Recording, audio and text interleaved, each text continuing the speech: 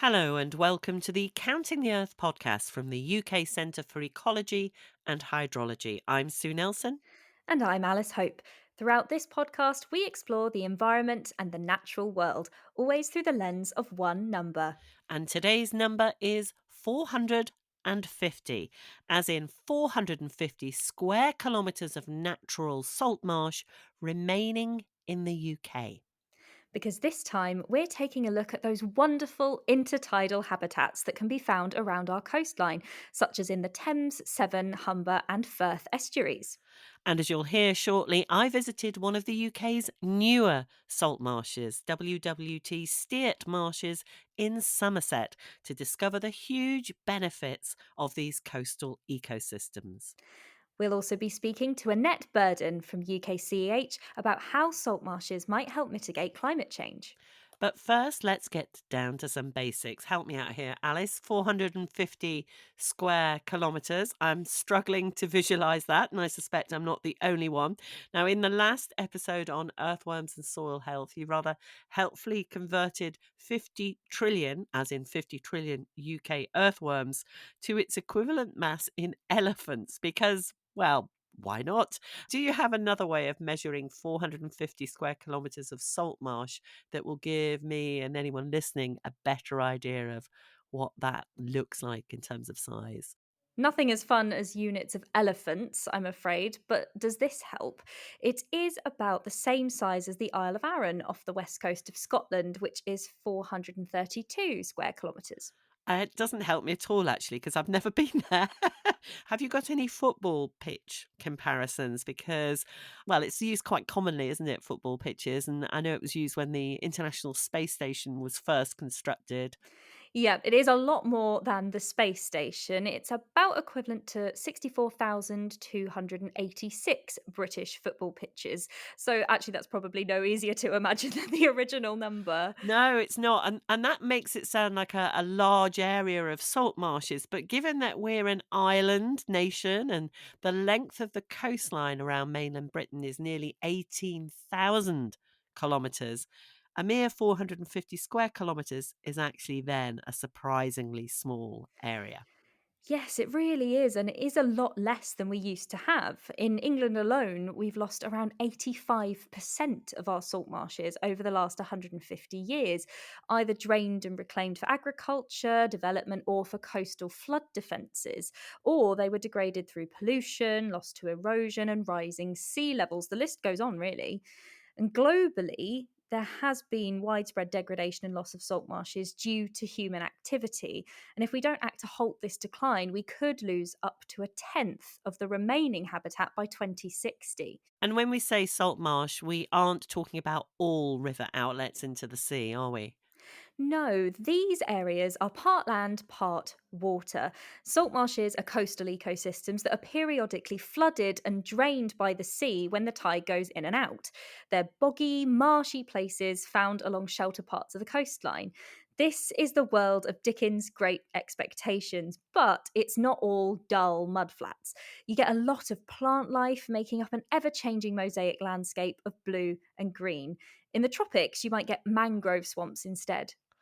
Well, as we're going to discover, salt marshes have a lot to offer, including helping to tackle climate change. And a term we'll hear mentioned a few times is blue carbon. What's blue carbon? Part of the push to reduce our greenhouse gas emissions involves utilising the natural world around us. And on a previous episode of this podcast, we have looked at the contribution that land based solutions such as growing trees can make, so called green carbon. So, blue carbon refers to the carbon captured and stored by the oceans and coastal ecosystems like salt marshes. And we are going to hear more about that on this episode. The most visible benefit of these landscapes is, of course, their huge importance as a habitat for migratory birds and other wildlife, which I saw firsthand when I visited one of the largest reclaimed salt marshes in the UK. WWT, that's the Wildfowl and Wetlands Trust. That's what the WWT stands for. Steart Marshes in Somerset. And I got a personal tour from site manager Alice Laver. We're currently driving through sort of the middle of the wetland walkway and Otterhampton marshes, which is a really nice example of the sort of mosaic of wetland habitats that Steart Marshes has. So we have the freshwater areas, and then we've got a brackish area, and then the salt marsh is a little bit further ahead.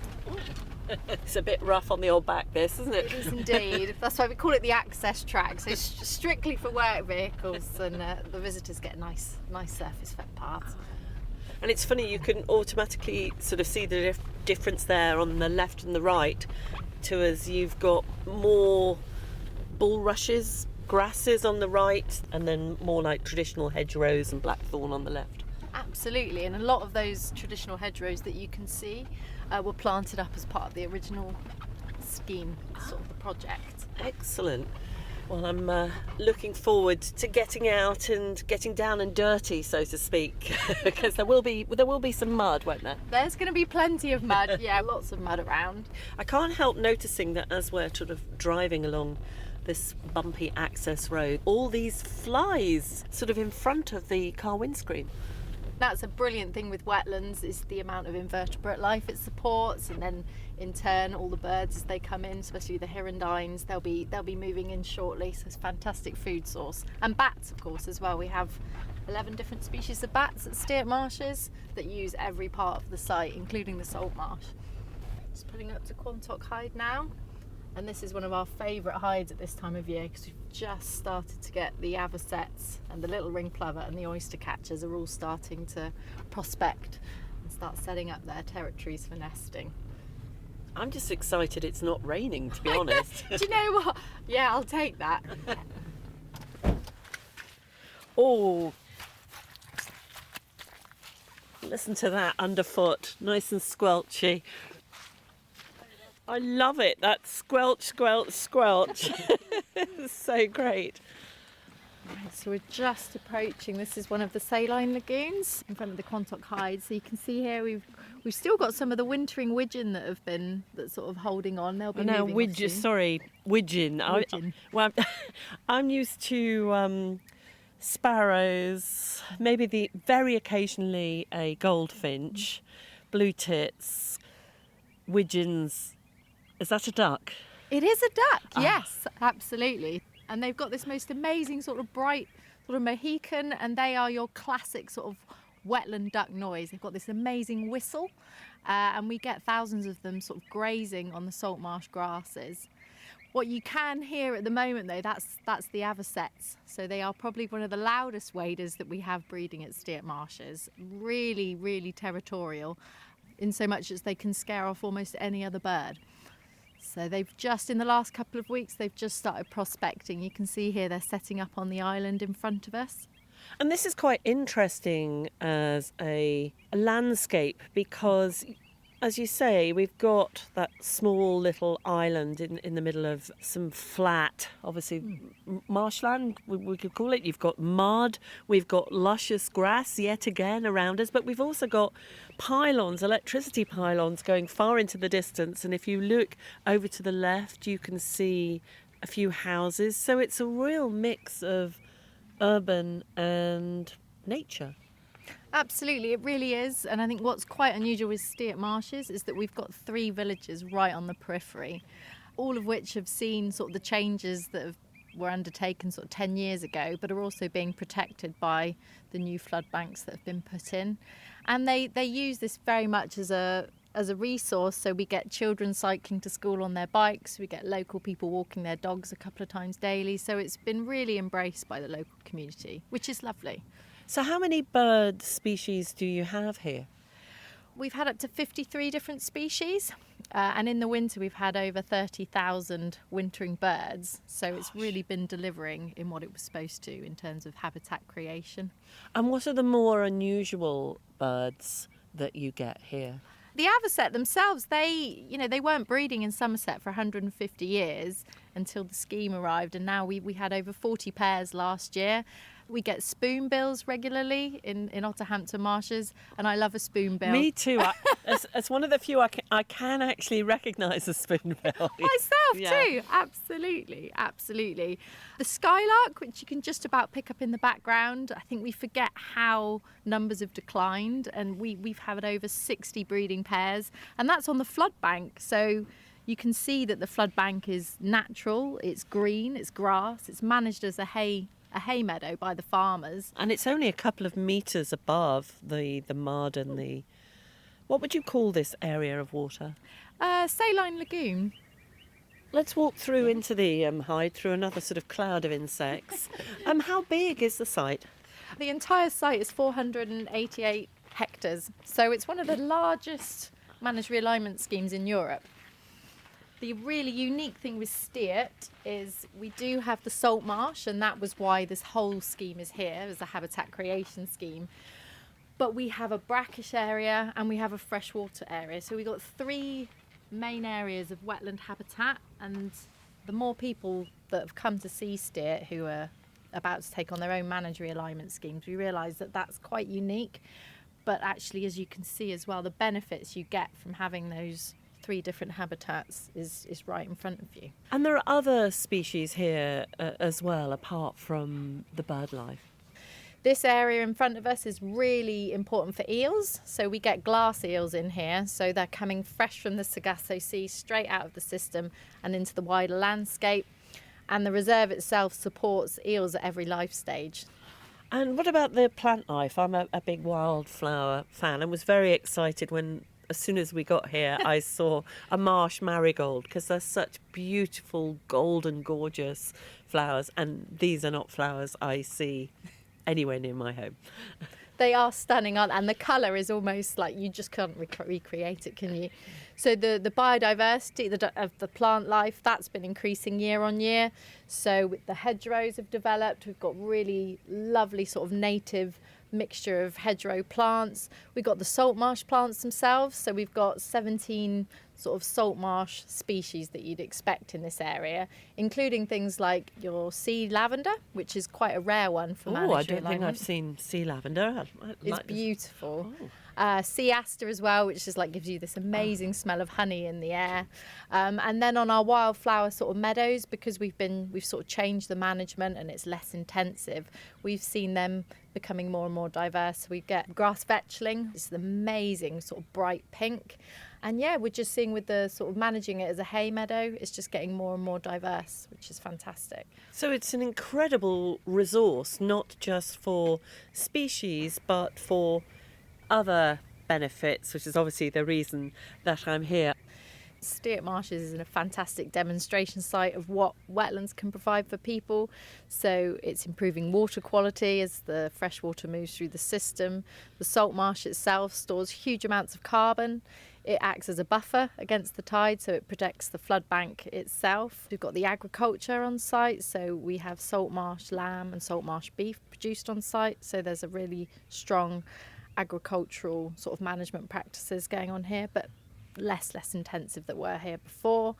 Improvement of air quality. Even our freshwater marsh stores additional floodwater during high periods of where you've got lots and lots of rain. It always seems to time with being high tides when the system gets tide locked. So we're actually able to divert floodwater through the reserve to make sure that the flood alleviation ditches don't get overwhelmed. So all sorts of benefits to the local community and the surrounding farmland. And particularly in terms of the effects of climate change then as well. Oh, amazing with climate change. If you think about the amount of carbon that's being stored, wetlands are particularly fantastic at storing carbon because they remain wet and they don't release that carbon. And we know here at Steert Marshes the amount of sediment that's built up. Sort of we know up to 2020 there's been over like 900,000 cubic metres of sediment alone. That locks in the carbon and it holds on to it. So you think about how that works with climate regulation and nutrient cycling as well, which is obviously vital for life itself. Thanks go to Alice Laver from WWT for showing me around Steert salt marshes. I bet you wish you'd come along now, Alice, don't you? I do. I was awfully jealous hearing all of those avocets and the other birds in the background. And I think the thing I was most struck by was the amount of change they've achieved in just 10 years, the amount of biodiversity and the mosaic of sound. You'd think it had been there for a lot longer.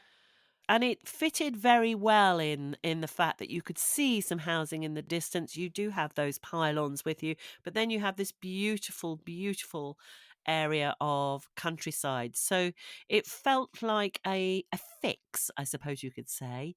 It felt like a really good fix of nature to use something that's naturally there, which has got so many important properties across so many different areas. And yeah, you couldn't tell that it had been farmland at all 10 years ago, not at all. And it was a lovely day. So win-win. Much nicer than a couple of episodes ago when you were stuck on a peatland in the pouring rain. I think it took 3 weeks for my fingers to recover from that. It was so cold. And we will be returning to the Steert salt marshes a little later on in this episode to learn just how you go about recreating these amazing tidal habitats. I'm really looking forward to listening to that. Now, we heard Alice from WWT refer to the ability of salt marshes to help mitigate climate change by storing carbon. To help us understand just how much the UK salt marsh contributes to the UK's efforts to reduce our greenhouse gases, we spoke to Dr. Annette Burden, a wetland biogeochemist and expert in salt marshes at UKCEH. Welcome to the podcast, Annette. We just heard Sue's visit to Steert, and we're going to hear more later about how they went about restoring the marsh there. We know that we only have 450 square kilometres of salt marsh currently, and that's a much smaller number than we have naturally. But it is a great example of what can be achieved to claw back some of the lost UK salt marsh habitat, isn't it? Yeah, it's a great example of restoration in the UK. The Steert Marshes is one of the largest restoration projects we've had so far.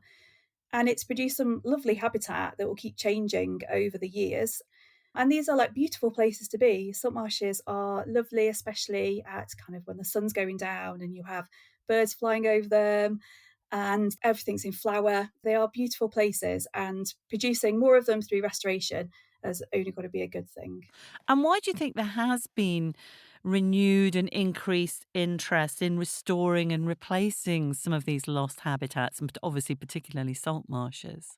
They provide many like benefits, what we call ecosystem services. So things like food provision, they're used as nursery grounds, flood and coastal protection, and all the recreation and well-being aspects of these places. As I said, they are great places to be, and who doesn't feel better when they've had a walk by the coast? But a lot of these benefits we know more about now than we used to. There's been a lot more research into them. So things like capturing carbon. The existing salt marsh in the UK accumulates around 700,000 tonnes of CO2 within a year. So that can help towards climate change mitigation and things like that. And these are kind of figures that we didn't really know before. And globally, there's been more and more research going on. So I think that has added to our kind of reasons for restoring them, not just for their kind of intrinsic value, but for everything they can provide to society as well. Some of those numbers that you mentioned are estimates and potential for mitigation. So I'm sort of sensing a few caveats there. How much do we know about how effective these blue carbon stores could be? Well, we know a lot, but we need to know more. There is such variability around the UK coastline that the carbon benefits will be very different between say the east and west coast or north and south, and we don't really have a handle on that variability yet and why there is that variability. So accumulation rates at the moment are, we say, between about 3 and 14 tonnes of CO2 per hectare per year, which is a big range. But with increased research, we'll be able to narrow that down or be able to predict that around the country a bit better. There is a lot of primary research going on in the UK at the moment, so lots of research to try and estimate this benefit in different sites and around the country. And also things like we have a flux tower network now out on salt marshes in the UK. And this is to estimate greenhouse gas emissions, which is one of the parts that we don't really know much about for salt marsh. A lot of what we know is about carbon within the soil. So kind of adding to knowledge of these different carbon pathways will help us to estimate better and then reduce that variability. And what exactly is a flux tower? It kind of looks a bit like a weather station. Not too big then, a metre or so high, or Yeah, well, the ones on salt marshes do tend to be bigger because we have to keep everything out of the tidal water. So they are taller, as opposed to, say, in peatlands, they're kind of just on a small tripod. But they have sensors on them to measure gases within wind turbulence. So they can measure what's being taken up by the plants, but also what's being released. And then you get a net benefit of that gas between those two. And they can measure carbon dioxide and they can also measure methane. So the ones we have on salt marshes, we're measuring from restored sites and from nearby natural sites as well. So you can get that balance between the two. And we're also looking at the different parts of the UK, so east versus west coast, for example. You mentioned greenhouse gases there. We've already talked on the podcast about the UK's net zero ambitions. Does the restoration of salt marshes count towards the government's net zero measurements and net zero ambitions? It doesn't at the moment, but we are doing some work for government to look at how salt marshes would be included in the greenhouse gas inventory, which is our national reporting under the Kyoto Protocol. Under the land use change and forestry section, the salt marshes could be included. Peatlands were included recently, so there is an example of a wetland within the inventory now. And we are doing some work to look at a roadmap for how we would include salt marsh into the inventory, what kind of data we would need, what we would need to do to track change over time to allow it to be incorporated into the greenhouse gas reporting. Also, the work we're doing on flux towers that I've already mentioned, that will provide data that could be used within the inventory as well. And then other work we're doing, looking at different fluxes in salt marshes, kind of area of salt marshes, how you look at change over time, things like that, will all help towards that goal of salt marshes going into the inventory. do we know whether restored or recently restored salt marshes absorb the same amount of carbon at the same rate as longer established salt marshes? I sort of wanted to know whether that benefit is immediate effectively. It is immediate. The restored salt marshes tend to accumulate a lot of carbon to begin with because they tend to have a lot more space because they're lower in the tidal frame. However, there are nuances on how much of that you can count towards a kind of net zero goal because some of that carbon will have been in the system already. It's not necessarily because of what you've done, because of your management.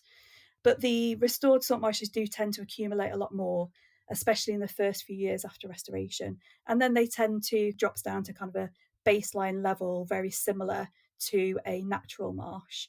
So we know more about natural marshes than restored marshes, but we do know that restored marshes do kind of get to the same point as natural ones in terms of carbon content and storage. And it's not just the government who's got an interest in restoration of salt marshes, is it? No, so we are developing the salt marsh code to be part of the voluntary carbon market. So this is where organisations or corporates can buy carbon credits to voluntarily offset their carbon emissions. So it's separate to kind of government reporting, like the greenhouse gas inventory, and it is within the totally voluntary market. But developing a scheme and developing a code means that we can provide that kind of financial pipeline of private investment into restoration projects as well to hopefully accelerate the amount of salt marsh restoration we can do in the UK. And you're working on this code with other organisations, aren't you? Yeah, so it's a consortium across charities like WWT and the finance and academic sectors. We've been working together since about 2021 on the code through various projects. And we hope to have a pilot code ready by summer 25 for projects to start using. So, if there is no salt marsh code for trading those credits currently, where are we getting the funding from for the restoration work that you've already described? Where is this restoration coming from? A lot of it is for compensatory habitat. So it's for salt marsh that's been lost due to say sea level rise or erosion, and a lot to do with development.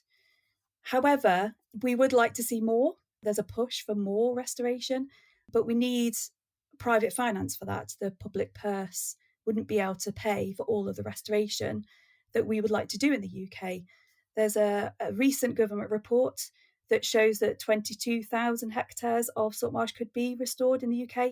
It's areas that are at risk due to climate change already, but it's very costly. So having more income streams will really help to accelerate that restoration. Thanks to Annette Burden there for explaining the efforts going on to count the carbon stored in salt marshes towards the UK's inventory for greenhouse gas mitigation, and to get a voluntary code up and running to trade in credits, and so hopefully pave the way for even more restoration. I think the importance of where that funding comes from really surprised me. I hadn't really thought about the scale of finances needed to do a lot of this restoration work, and it really does need to come from multiple sources. I think for me, the big learning point I've been getting from going was the crucial role they do play in storing carbon. And for me, it's like, well, why aren't we recreating and rebuilding these everywhere? It's quite incredible. I'm sort of slightly blown away by it all, because it's not just their carbon value, this not quite sea, not quite land, but it's the nature that, you referred to the avocets earlier, fighting for nesting space. You've got skylarks in the background and those tidal creeks that are sheltering eels. It's quite exceptional, and those eels are a critically endangered species. And Steert is a great example of what can be achieved in a relatively short period of time. So let's return to that salt marsh to get an understanding of how WWT Steert went about that mammoth task of re-wetting those lands. Right, we've come to another part of the salt marsh. We've got a big pylon right beside us, buzzing with electricity there. But what an amazing view. I mean, it's absolutely stunning. Is that the estuary that's bigger, or is that still just it almost looks like an estuary? It's still the River Parrett, but because we are right at the mouth of the River Parrett where it meets the Bristol Channel, that's why you get this huge expanse, and it's probably one of the best views on the whole reserve, I'd say. Absolutely lovely. And you've got slightly flooded marshland here in front of us with tufts of grass and fences and another hide, and it's so luscious, isn't it? The colour. I didn't expect it to be so green. Don't think a lot of people do, actually. Yeah. And I think, we've obviously, like everyone else, we've had a lot of rain, but with the salt marsh, that's all new salt marsh, that expanse in front of us. Yes. Let's go to the open bit of the hide, otherwise it will sound like we're in a sort of broom cupboard if we go inside that echoey. And it's such a beautiful day, we should really be outside anyway. How do you go about restoring something as big as this? Maybe give me an idea of what it looked like then compared to now. What this looked like in front of us, you can see this huge expanse of salt marsh. This was about 50 different fields, so all different field parcels, each with a ditch and a hedge around the outside of it. So it was your typical sort of Somerset levels and moors landscape. So first and foremost, you have to think of the species that are in those ditches and those hedgerows. They have to be either moved on or mitigated for. You have to fill in the ditches, remove the hedgerows. So it's a huge construction project. The whole thing actually started in 2009. So it's a really, really long process from consultation to when we first cut the breach in terms of landscape works and working with the local community. And what do you mean by cut the breach? So you can see on the right-hand side, we've got the old flood wall, which is much lower than the one that we're standing on. So just sort of about 3 kilometres from where we're standing, we actually cut a hole in the old seawall that joined up to the sort of creek system within the main marsh, so that really famous sort of leaf pattern of Steert marshes in the main marsh. And that enabled all the flood water to then come through the hole in the wall, feed through along the creek system, and then start creating this new salt marsh habitat in front of us. So you effectively flooded what used to be flooded but was no longer flooded because it was being used for arable land and farming? Yeah, it was a mixture of quite intensively farmed land and, like many salt marshes, it had been reclaimed for farming, and the whole peninsula's got a history of reclamation and then being flooded again. And then we've got some amazing archaeological finds from old Roman flood walls, medieval farmsteads. We are really putting back what was here, what we took from the estuary in the first place.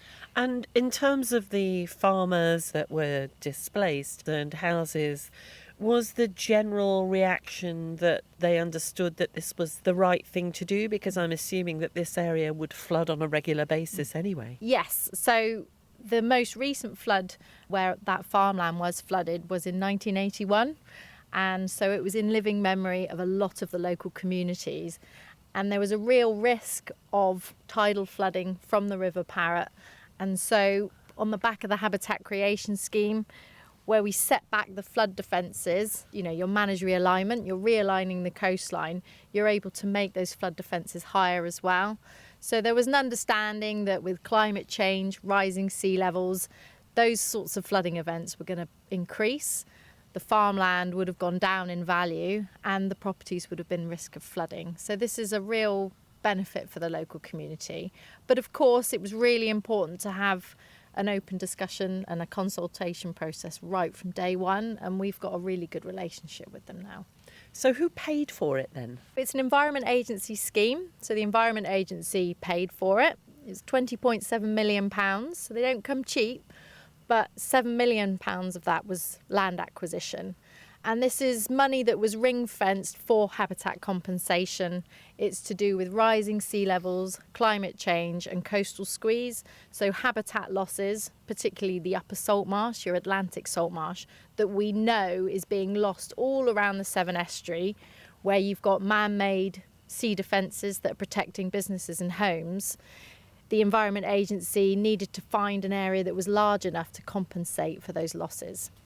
In terms of carbon storage, what is it about salt marshes that allows it to store carbon? Well, salt marshes are particularly good at storing carbon, and that is because of all the sediment that comes in. So Steart marshes alone, up until 2020, we know that we've had over 900,000 cubic metres of sediment have accumulated on Steart marshes, which equates to a huge amount of carbon. The reason that they're particularly good at storing carbon is because they remain wet. So the tide comes in, you've got less microbial activity, so you've got less release of gases, and so it holds on to the carbon in the sediment. But then the salt marsh plants themselves, which store carbon from photosynthesis, they get buried by that sediment and that also gets locked in. So they're absolutely fantastic for storing carbon and then holding on to it. And this so-called blue carbon, because it involves water effectively, which is a lovely description and a good way to remember the difference, really. You gave a massive figure there in terms of how much sediment is here. Do you have any idea of how much carbon a smaller area of salt marsh can store? We know Steart was storing 19 tonnes of carbon per hectare. So that huge figure that I mentioned, that's over 26,000 tonnes of carbon. That equates to sort of 15 trillion mobile phones being charged, or 15,000 homes, the energy that might use in a year. I mean, these figures are incredible, and it does make me quite shocked that there are so few salt marshes left in the UK when they are this important, and when you put them in terms of that, in terms of the carbon they can store. Absolutely, and I think this is the message that we're really trying to get out there. There is a struggle with salt marsh because it's maybe not as obviously doing the job that we're talking about, and some people don't like it when you put nature into monetary values. But if you want people to start taking notice and making changes in policy and recognising the value, not just for, human beings, but for the economy, but also for climate change, building in resilience for the future, you need to talk those figures. But you need the robust science to back it up as well, of course. And in the same way that peatlands is now considered an important player effectively as a sort of, carbon offset, salt marshes are not considered in the same division, really, are they? No, unfortunately not. And again, that's something that, what I love about WWT is that we work with lots of different research bodies. So all the data that's being collected here, we've got the amount of sedimentation, we've measured the carbon flux. We're now looking at the salt marsh plants and how the diversity of the salt marsh can affect how much carbon is stored. We're trying to get all of that and really nail down on the science. We'll then hopefully get a salt marsh code written so it's then seen as sort of part of that infrastructure that needs to go ahead to reach our targets for net zero. Could Steert then become a sort of role model for other parts of the UK to introduce salt marshes or restore salt marshes, particularly when we've only got 15% of natural salt marshes compared to 150 years ago? Absolutely. And I mean, that's why WWT took on Steert Marshes as a demonstration of what wetlands do for people and wildlife, but also in terms of design and what can be done on sort of a landscape scale. So that's something that we're really pushing for. And we get a lot of people looking at sort of the design process, the construction process, and we're seen sort of as leading experts in that field now. And it's really important to share that knowledge, best practice, knowledge exchange. And we're doing work all over the UK to try and find the best ways of finding the sites where you have those salt marshes, areas of risk. There's loads of different factors to take on board when doing something on this sort of scale. But yeah, we very much see Steert, now that it's 10 years old, is a brilliant example of what it can look like in quite a short amount of time and with all those extra benefit that we've discussed. Site manager Alice Laver. It really emphasised that these habitats can coexist. You can have a beautiful salt marsh that is there for the local community alongside houses, pylons, and these other things. Yes, and what's quite nice about it as well is that during COVID, like many nature places, having green space, and in this case, green and blue space, because there's so much water as well, proved to have a huge natural positive effect on people's well-being, so much so that they actually got funding for a well-being officer during the pandemic. But they're also taking that further because it is having such a positive benefit on people's mental health. As we know, being out in nature calms people down, while at the same time having these huge, enormously positive effects on carbon and storage. And I won't forget blue carbon now either. I love that phrase. Blue for water, green for green leaves. I don't know why I didn't get it first time.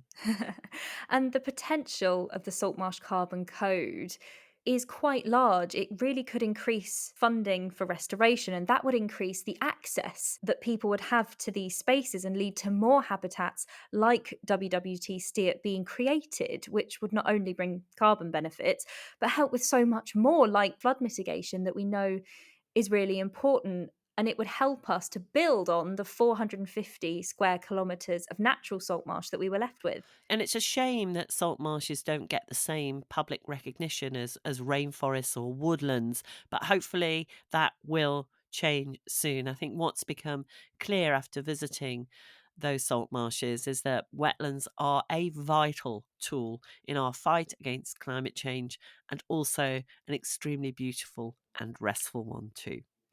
Join us next time on Counting the Earth when we take another look at nature through numbers. Thank you for listening.